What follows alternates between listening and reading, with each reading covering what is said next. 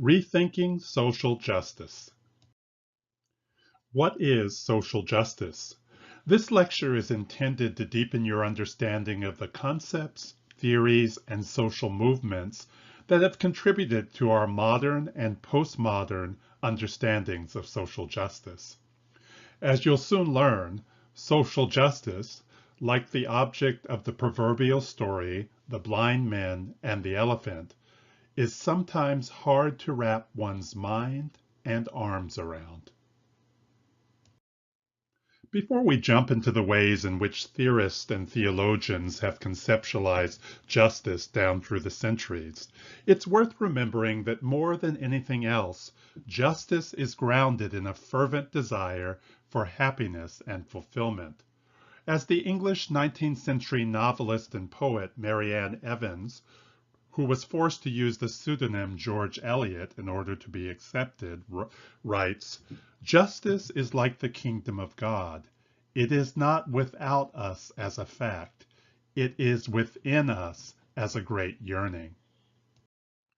A century later, the American political theorist Michael Walzer, drawing on the images and language of the prophet Isaiah, reflects on this same sense of yearning from a slightly different perspective. It is not, he says, merely the fact that there are rich and poor that generates egalitarian politics, but the fact that the rich grind the faces of the poor, impose their poverty upon them, and command their deferential behavior. In other words, for Walzer, the yearning for social justice is deeply rooted in the day-to-day struggle against oppression. Okay, before we move deeper into our exploration of social justice, let's try a brief experiment. When you're ready, pause this recording and then take a few moments to jot down the first 5 ideas that come to mind when you hear the word justice. Do these ideas change at all when you put the word social in front of justice? Welcome back. Chances are that if you've grown up in Western Europe and especially the United States, at least one of the 5 ideas that you jotted down will have something to do with the concept of fairness. I know this not because I'm psychic, but because those who've grown up in Western Europe and the US, or who have spent any time at all in Western societies, are the beneficiaries of a philosophical, social, and political revolution called the Enlightenment, which conceptualized justice above all else as fair and equal treatment. Though, as I think we all know, this lofty ideal has been less than perfectly realized. Since Greco-Roman times, classical philosophers and other thinkers have identified 3 basic forms of justice.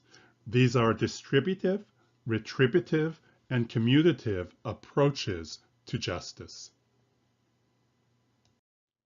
Distributive justice deals with systemic and structural issues and focuses on the fair and equitable division of societal goods, including wealth and income, rights and responsibilities, and social privileges like serving in public office.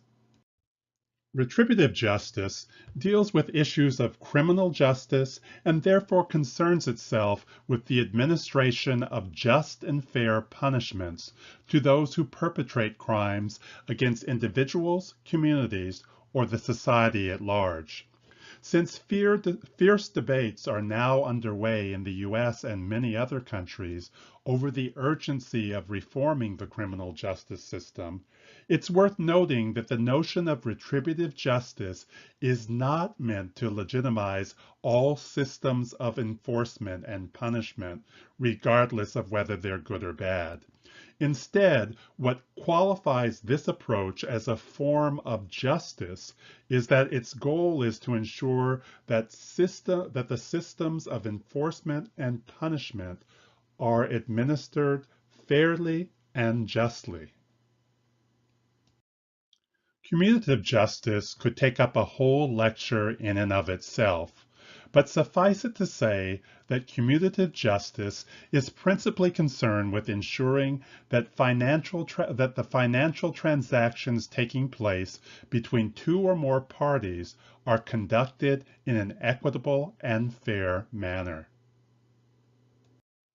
Because it's currently enjoying a period of increased popularity and application, I wanted to mention one other approach which is traceable not to classical philosophers, but to a variety of religious thinkers and traditions. Narrowly defined, restorative justice is emerging as an alternative of or a supplement to the criminal justice system and its emphasis on forced incarceration. Rather than focusing primarily on just punishment, these forms of restorative justice seek to provide other avenues and means for the perpetrators of crimes to make restitution to their victims and or to the communities that their actions may have negatively impacted. Beyond this narrower and relatively new application, we can also consider the broader and more theologically oriented implications of restorative justice. Jürgen Moltmann and other theologians have argued that restorative justice is the ultimate telos, remember that word, or goal of the Christian story, in that all of its major themes, including creation, sin and fall, incarnation, redemption, and resurrection identity can be viewed as spiraling upward towards the restoration of the original harmony, balance, and goodness that once characterized God's initial creation. It's time now to take up our discussion of social justice, which properly understood stands as a bridge concept in that it includes many aspects and concerns from distributive, retributive, commutative, and restorative forms of justice. In addition, as we shall see shortly, social justice is concerned with the well-being of individuals, communities, as well as societies as a whole. Let's turn now briefly to the classical philosophers Plato and Aristotle, who believed that justice, by its very nature, is social and political. What Plato and his student Aristotle share in common is an understanding of justice as a kind of balancing force that produces stability and harmony both in individuals and societies. Indeed, Plato, who was much concerned about the social instability of the Athens of his day, argued that understanding justice correctly would give every person in society, from the poorest to the richest, a clear sense of their social contribution, as well as their role and place in the larger society. Aristotle, meanwhile, focused on the notion of reciprocity, which entails developing a clear understanding of the level of respect that is due to each person, in his day, based on their social class and standing, and then ensuring that each person is treated appropriately in accordance with this understanding. Fortunately or unfortunately, depending on your tolerance for class lectures, we don't have time for an exhaustive discussion of the biblical conceptions of justice. So instead, we'll limit ourselves to reviewing a few important terms in ancient Hebrew, the language of the Hebrew Bible or the Old Testament, and Koine Greek, the language of the New Testament. Tzedakah is often simply translated as righteousness in English versions of the Bible, but at a deeper level, it refers to living in right relationship and fulfilling the obligations spelled out in the numerous covenants that God has made with God's chosen people. Within this covenantal framework, then, being a just person means fulfilling one's divinely ordained obligations to God and neighbor. Now, while Zedekiah refers to human actions, Mishpat, properly understood, refers to divine initiative. That is, the possibility of God's impending judgment falling upon all those who refuse to live righteously.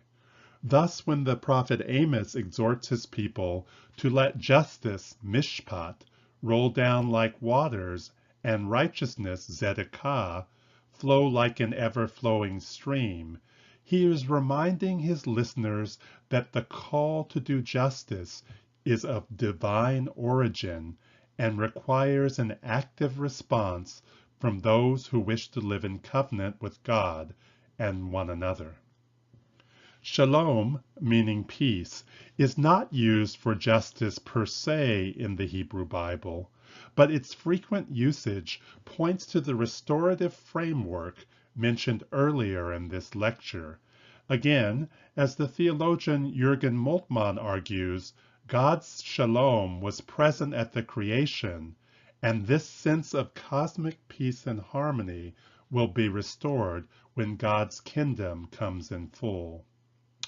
Turning to the New Testament, the Greek term dikaiosune has a rich history in Protestant thought.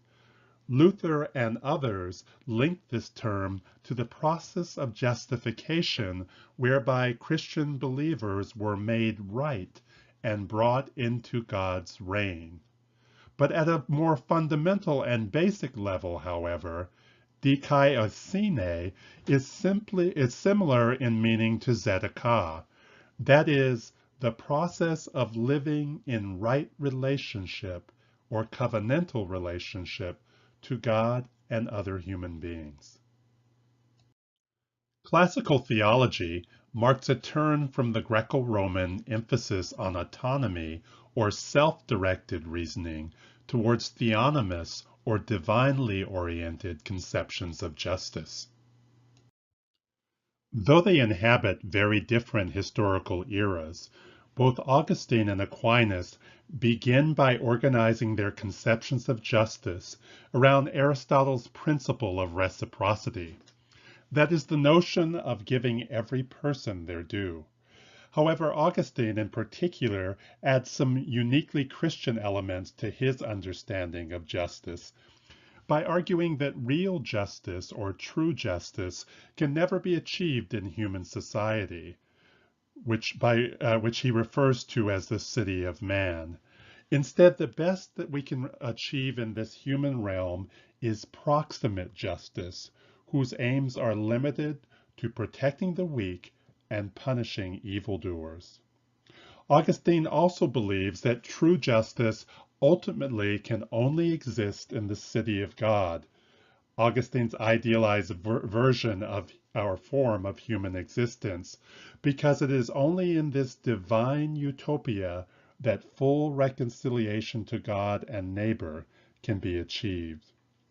Now, Thomas Aquinas picks up on this crucial distinction that Augustine makes between the opposing cities of man and the city of God. But he softens this notion and transforms Augustine's conception into two spheres of human existence, both of which serve the divine purpose. Aquinas argues that the purpose of human law and justice is not only to protect the weak and punish evil, but also to orient society toward the common good and the moral law. Aquinas holds, however, that divine or supernatural law, as expressed in the scriptures and found in the teachings of the church, demand the highest allegiance from Christian believers and exercise the greatest authority over Christian life. And like Augustine, Aquinas concedes that true, or better yet, full conceptions of justice will only be known in heaven. As with our previous sections, we don't really have time in this lecture to do justice, pun intended, to all of the philosophical and political streams that inform modern thought. As has already been noted, probably the most formative period of modern thought as it relates to conceptions of justice comes during the Enlightenment period, which stretches from the 17th to the 19th centuries in Europe and America, and is accompanied by radical changes, some of which are listed on the slide in front of you, in philosophy, science, religion, social theory, and many other fields. As previously mentioned, the Enlightenment's chief contribution in terms of conceptualizing justice was to interpret it in light of a new emphasis on equality, liberty, and democracy. Rather than the emphasis on harmony or stability which had characterized previous conceptions of justice, henceforth justice was to be defined by an emerging cultural, social, and political consensus regarding the rights of individuals to define and pursue their own sense of happiness, unfettered by the traditions of the past or by religious dogmas. The emergence of critical theory comes as a direct response to what 19th and 20th century European and American theorists saw as the failed promises of the Enlightenment and the modern period, which grows out of the Enlightenment. The emergence of critical theory comes in direct response to what some 19th and 20th century thinkers saw as the failures of the Enlightenment and the disastrous course of the modern period. After all, they claimed, modernity begins with the Enlightenment's unprecedented promises of liberty and happiness, but ends with the unparalleled amounts of suffering and death caused by the First and Second World Wars. And rather than advancing into the future envisioned by Enlightenment philosophers, where reason and science would flourish, individual rights and personal happiness would expand, and equality and democracy would spread around the globe, Marx and other critical theorists observed at close hand the brutalities of war and slavery, and the profound misery that accompanied the rise of capitalism and the early industrial age. Hence, alienation rather than the pursuit of happiness becomes the crucial lens for interpreting modernity for critical theorists. This alienation finds expression in the estrangement of humans from the natural world, the loss of control in terms of the mechanisms of labor and production, the growing social divisions based on class and economic standing, and the rise of new pseudoscientific theories of race and nationality that ostracize those not perceived as belonging to dominant social groups. Among the major contributions of critical theory, then, are its stress on the persistence of human evil, reinterpreted as the will to power. Its recognition that opposition to oppression requires not only a clear conception of justice, but also a careful analysis of the systems and structures of inequality, and its commitment to promote concrete action in the form of solidarity with, by, and for those living under circumstances of injustice. The final era that bears mentioning in terms of our understanding of social justice is the turbulent period of the 1960s and the political and social movements that led to radical changes in culture and politics around the world. The achievements of this incredibly formative period have ensured that for more than 6 decades, people all around the world have linked social justice to social change and looked to vibrant social movements as the chief mechanisms for changing entire societies. A very short list of the groups active in the 60s and before includes the anti-colonialist struggles that broke out throughout Africa, Asia, Latin America, and the Middle East, which in many ways opened the door for other social movements. The feminist, Black, gay, and Chicano power movements in the US, and the farm workers and other organized labor protests. As a side note, it was after studying and reflecting on the conceptions of social justice that emerged from this formative period of the 1960s that Iris Marion Young, whose name you'll recognize from your assigned readings, devised her list of the 5 faces of oppression, which include exploitation, marginalization, powerlessness, cultural imperialism, and violence. Congratulations! You've made it through our survey of important thinkers, periods, and movements that have contributed to contemporary conceptions of justice. Time to bring it on home now. So we'll end this lecture with a quick glance at some of the theoretical challenges that beset our continued attempts to understand the full ramifications of social justice. Challenge number 1. As we learned previously, many people associate justice with notions of fairness and equality. The problem is that these two concepts, which we are so used to pairing with one another, are not necessarily the same at all. Take the cartoon displayed in front of you. Some theorists, particularly those under the sway of distributive understandings of justice, might argue that fairness dictates that we give the same amount of resources to the figure at the top of the hill as we would give to the guy at the bottom of the hill. This approach ensures that we'll maintain a simple equality by treating everyone in the picture in the same manner. But hold on now. Wouldn't a more complex understanding of equality take into account that the little guy at the bottom of the hill actually needs more help and resources to restore him to the same level as his friend? This, of course, depends on our goals and visions as a larger society about what we're trying to achieve. But sometimes fairness, or simple equality, functions as the enemy of more complex conceptions of justice. Challenge number 2. Now, if you were able to follow our ramble through roughly 3,000 years of Western social thought, you'll have noticed that our conceptions of justice began with a focus on the society as a whole, but by the time we arrived at the modern period, our articulation of social justice involved mostly the rights of individuals and/or particular groups. Now, this would be just an interesting historical side note, except that there seems something innate in the understanding of social justice that demands a holistic, organic, and integrated approach.